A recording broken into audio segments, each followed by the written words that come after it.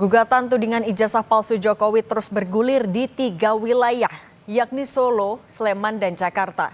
Terbaru, mantan dosen Fakultas Kehutanan UGM Kasmujo mengaku tidak pernah menjadi dosen pembimbing skripsi dan tak pernah melihat ijazah Jokowi. Kita bahas bersama teman Jokowi semasa kuliah di UGM, Andi Pramaria, dan Badan Pekerja Petisi 100 yang juga rekan Roy Suryo CS, Bung Marwan Batubara. Selamat petang semuanya. Selamat petang, Mbak Cindy. Oke, saya mau ke Pak Andi dulu. Pak Andi, sebenarnya seberapa Anda mengenal Pak Jokowi ketika di UGM dulu? Ya, kami ini pada tahun 1980 itu kami dulu tidak ada yang namanya perintis satu ya. Satu termasuk di dalamnya adalah Universitas. Pak Andi, mohon maaf. Pak Andi, mohon maaf, suaranya kurang jelas, terputus-putus. Mungkin boleh diperbaiki dulu, Pak. Mic-nya mungkin boleh lebih dekat ke mulut. Halo. Oh, masih putus-putus tampaknya. Oke. Pak Andi, kami pastikan lagi Pak Andi, tapi satu angkatan dengan Pak Jokowi? Betul. Di tahun 1980, karena Mbak Cindy nggak ada. Oke, Pak Andi, kami perbaiki dulu sambungan Zoom-nya. Mungkin kami akan coba sambungan telepon. Oke, Pak Andi, bisa dengar suara studio sekarang? Ya. Oke, sambil kami perbaiki dulu ya Pak Andi. Saya ke Pak Marwan dulu kalau gitu. Pak Marwan, di sini ada teman semasa kuliahnya Pak Jokowi. Dengan adanya orang yang mengakui kalau ya memang Pak Jokowi kuliah di UGM dan lain-lain, Anda masih tetap meyakini kalau ijazah Pak Jokowi tetap harus dipertanyakan, Pak Marwan? Ya, soal teman kuliah itu satu hal, soal ijazah itu hal lain.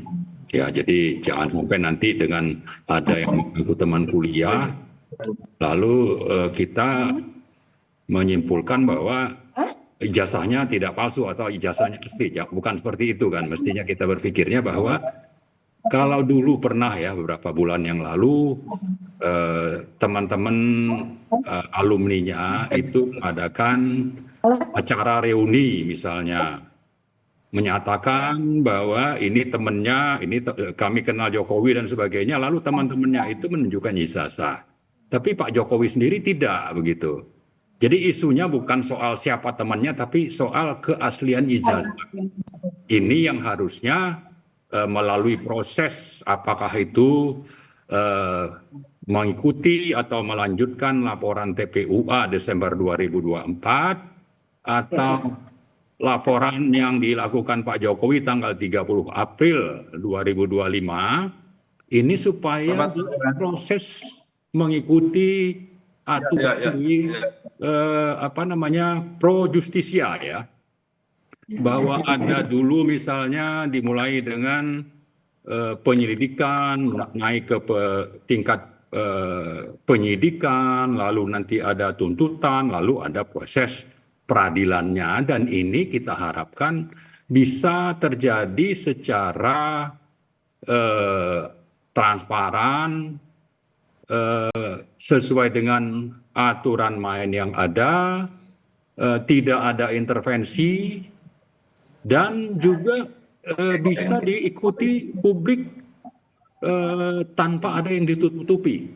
Saya kira itu yang dilakukan, maka nanti jawabannya itu akan bisa memberikan yang menjadi teka-teki selama ini. Oke, Pak Marwan, kita tahan dulu. Oke, tahan dulu Pak. Kita juga kembali ke Pak Andi. Pak Andi.